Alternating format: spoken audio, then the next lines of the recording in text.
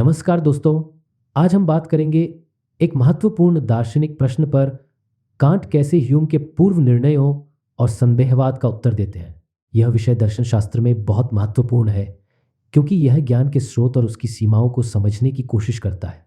David Hume, जो एक Scottish दार्शनिक थे, ने मानव ज्ञान के बारे में गहरा संदेह प्रकट किया।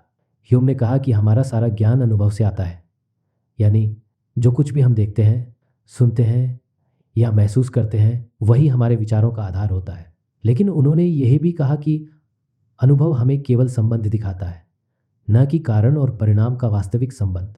उदाहरण के लिए, अगर आप देखते हैं कि सूरज हर सुबह उगता है तो आप मान लेते हैं कि यह कल भी उगेगा। लेकिन ह्यूम के अनुसार यह केवल एक आदत है, कोई निश्चित ज्ञान नहीं। ह्यूम के इस तर्क ने दार्शनिक जगत में हलचल मचा दी। अगर हम कारण और प्रभाव को नहीं समझ सकते तो फिर विज्ञान और नैतिकता जैसे क्षेत्रों में हमारा भरोसा कैसे हो सकता है। अब यहां आते हैं इमैनुएल कांट। कांट ने ह्यूम के विचारों को स्वीकार तो किया, लेकिन उन्होंने इसे नया रूप दिया।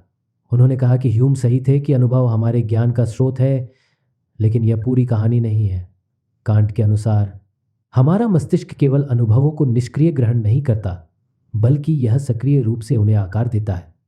उन्होंने कहा कि हमारे दिमाग में कुछ पूर्व निर्धारित श्रेणियां या कैटेगरीज होती है, जैसे कारण और प्रभाव, स्थान और समय। ये श्रेणियां हमारे अनुभव को समझने का ढांचा प्रदान करती हैं। कांट इसे ट्रांसेंडेंटल आदर्शवाद कहते हैं। उनके अनुसार हम जिस दुनिया को जानते हैं वह वास्तविकता नहीं है जैसी वह अपने आप में है, या थिंग इन इटसेल्फ, बल्कि वह दुनिया है जैसी हम उसे अनुभव करते हैं।